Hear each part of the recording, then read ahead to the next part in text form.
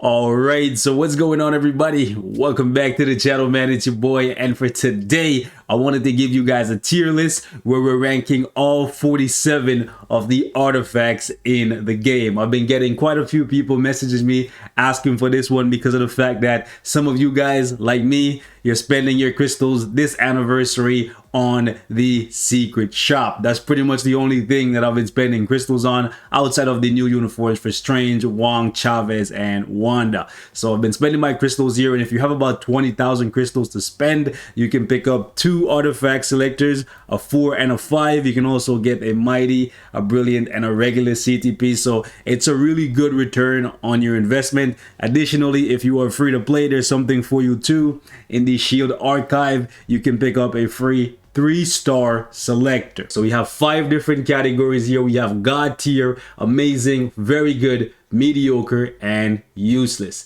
Now do keep in mind that this tier list is ranking the effects for these artifacts and not the characters that they're associated with. Meaning a character can have a God tier artifact but still be a mid tier or even a useless character for the majority of the content in the game. So keep that in mind. Just because the artifact is good doesn't necessarily mean that the character themselves is good. It just means that if they do get an upgrade in the future, at least you'll have their artifact and it will be a good one. That being said, let's jump right into it. The very first artifact we're going to be looking at in today's video is actually one of the free-to-play ones that you can get. We're going to put Captain America's artifact in the amazing category simply because with his Phoenix Force uniform, he's actually a really good character for World Boss Legend, and his artifact actually complements him very, very well, where it gives him 20% extra damage to supervillains and make it so that he takes 20% less damage from supervillains. Now, keep in mind,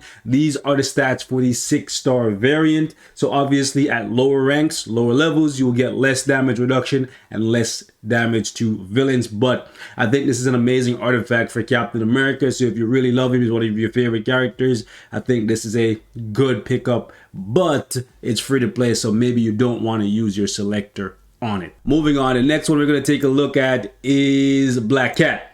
Black Cat is one of the best leaders in the game for villains, and her artifact, in my opinion, is God tier because it gives you 10% extra damage to superheroes, 10% extra damage to supervillains, and 20% extra damage to boss types. So if you go up against a boss like, I don't know, in World Boss Legend, when she finally can be tier 3 or transcended, her artifact is going to give whoever's on your team 30% more damage to that boss, whether they're a hero or villain. Very, very good. And when we get a new giant boss raid, if she can be used there, this artifact is going to be absolutely amazing. Not to mention you can use it in Extreme Alliance battle and squad battle. Moving on, the next one we're going to take a look at is Spider-Man. I think Spider-Man deserves to go in the God tier category, even though his artifact doesn't offer as much. Spider-Man's artifact gives him a 20% chance to dodge all incoming attacks, and this is activated at all times. This is really good because Spider-Man natively has really high dodge, meaning 90% of the time you're attacking him, he's going to be dodging, but his artifact itself gives him this super guaranteed dodge that you cannot ignore. Next up, we have Gamora, and I'm going to put Gamora's artifact in the amazing category. Some of you may disagree with me, but I think it is a very, very good artifact. Now, I don't think any of you guys should choose Infinity Ultron from your artifact selector because once you're able to beat stage 10 against Infinity Ultron in World Boss Legend, you will get a free 4-star variant. And once you get to stage 40, I believe, you get a 5-star variant. And when you get to stage 70, that's going to take a long time, but once you get there, there'll be a 6-star variant. Now for Ultron, we're going to put it in the mediocre category. Unfortunately, I don't think his artifact does enough for him. Now the next one we're going to be looking at is Dr. Octavius, and I think this one deserves to go in the God tier category because of the fact that it gives him 25% extra damage at all times to aliens and creatures. So creatures would be people like Vision and Adam Warlock. Aliens would be people like Thanos, Proxima, Corvus Glaive, Galactus. 90% of the characters from outer space are considered aliens. So Dr. Octavius with his artifact is going to be doing 25% more damage to them. The next one we're going to take a look at is Green Goblin. I think this one goes in the very good category. Again, we're ranking the artifact, not the character. So get out of your feelings. I know some of you guys are going to complain about this one, but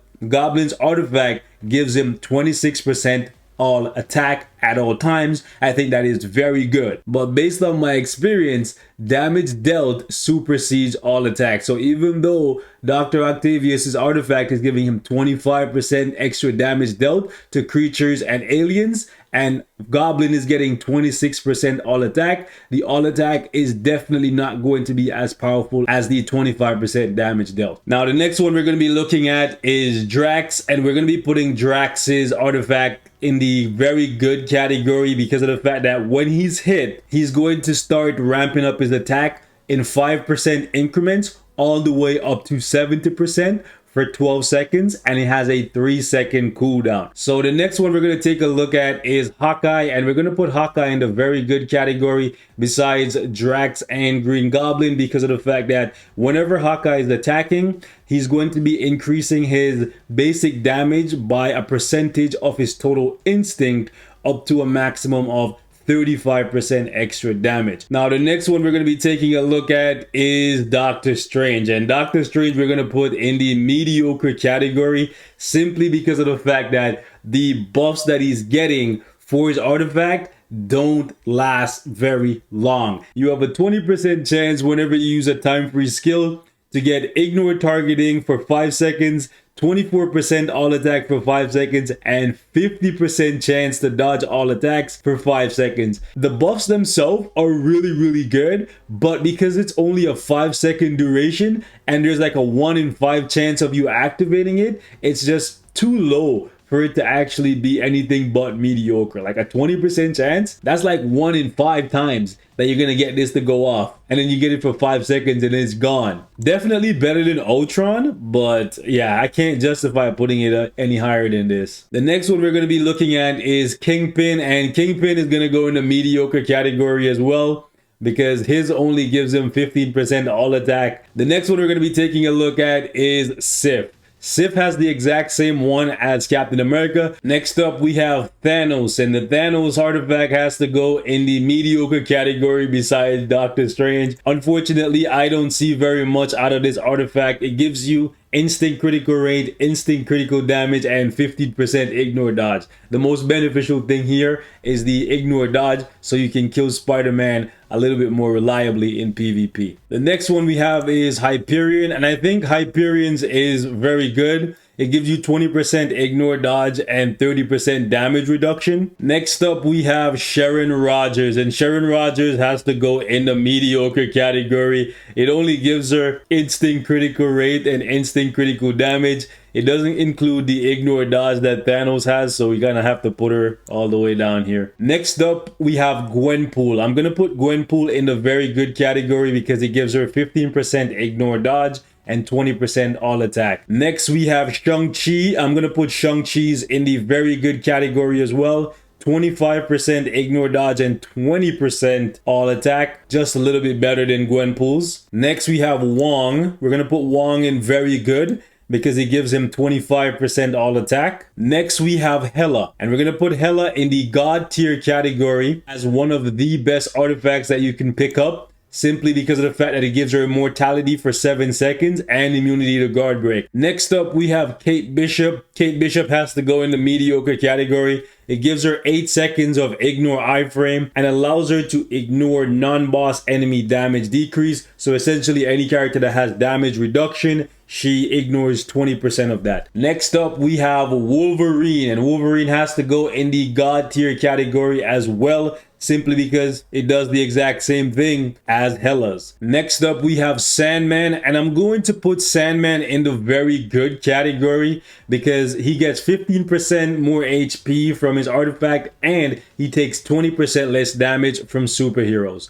I think it's very fitting for him, honestly, and overall it's very good because this is up at all times. WEBCAMS. Next up, we have Mysterio, and Mysterio deserves to go in the amazing category because it gives him 20% ignore dodge and 20% extra damage to superheroes. Next up, we have Vulture, and Vulture is going to go right here beside Wong because the artifact gives him 20% extra attack and 12% instant critical rate. Next up, we have Scarlet Witch, and I am going to put Scarlet Witch right here in the God tier category, and I'm not playing favorite. The reason why I gave her this is because she gets 20% extra damage to everyone, superheroes and supervillains. So this is very, very good. No matter how you build the character, there's no restrictions. Next up, we have Heimdall, and I think Heimdall's artifact deserves to be at the head of the amazing category, almost good enough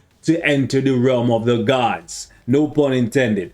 And the reason why we cannot put Heimdall in God tier is because of the 30-second cooldown on his artifact. However, the buffs that you get from his artifact are amazing. So once your HP drops below 60%, he recovers 60% of his max HP, so he fully heals, and then he also gets a 20% extra damage buff to supervillains. So a similar attack buff to the characters that are right here, or damage buff rather, to the characters that are right here, but he also has a heal built in, a massive heal at that. Next up, we have America Chavez, and I think America Chavez deserves to go right about here, to be honest with you guys.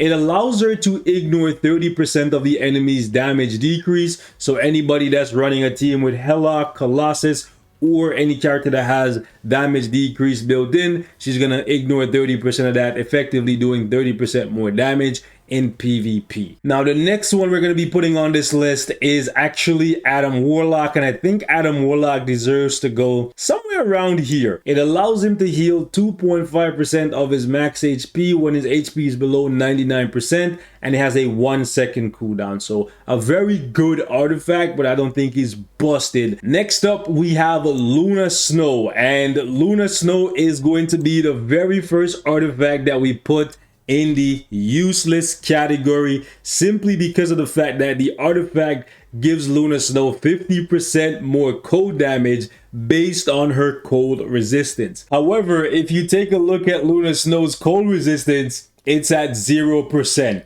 So the only way this artifact will be of value is if Luna Snow at some point gets a uniform, and on said uniform, it gives her 100% cold resistance, effectively meaning you would do 50% more damage because the artifact is going to take 50% of that cold resist and convert it into cold damage. No idea what these people were thinking when they gave Luna Snow this artifact, considering the fact that the character has no cold resistance. You'd have to get a bunch of cold resistance on your cards if you actually wanted to use this artifact at all. Next up, we have Colossus, and I think Colossus's artifact should go somewhere around here because of the fact that it gives him a 50% chance to recover 10% of his max HP every 5 seconds. Now, next on this list, we have Electro, and I think Electro's artifact on paper is very good. However, I haven't seen the amount of damage that I was expecting to get out of this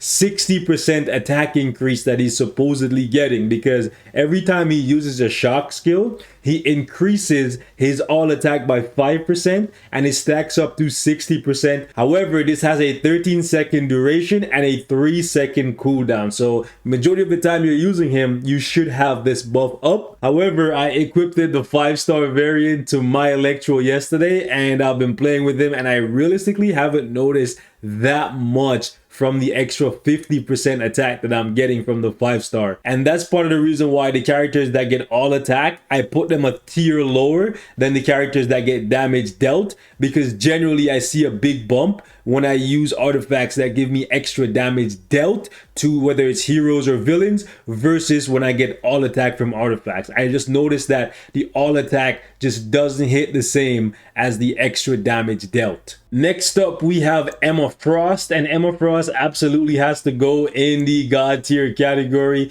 You could put her 1, 2, 3, 4. It doesn't matter where you put her here, but she deserves to be at the very top here because of the fact that this artifact reflects 35% of the damage received And in addition to that, this bypasses enemies' evasion. So Spider-Man having all that dodge, if he's attacking Emma Frost, if she doesn't instantly die, she's going to start reflecting that damage back at him through all of that dodge. So very, very powerful artifact. You'll be able to one-shot a lot of characters in Timeline Battle, Alliance Conquest, and any PvP content with it. Next up, we have Deadpool, and Deadpool can just go right here behind America Chavez. It's sad because his artifact doesn't really do that much for him. When he's debuffed, there's a 60% chance that he's gonna ignore the debuff and increase his attack by 24%. Next up, we have Psylocke, and for Psylocke, we're gonna have to put her in the mediocre category. I personally don't see that big of a damage increase from her artifact. The 80% chance to increase critical damage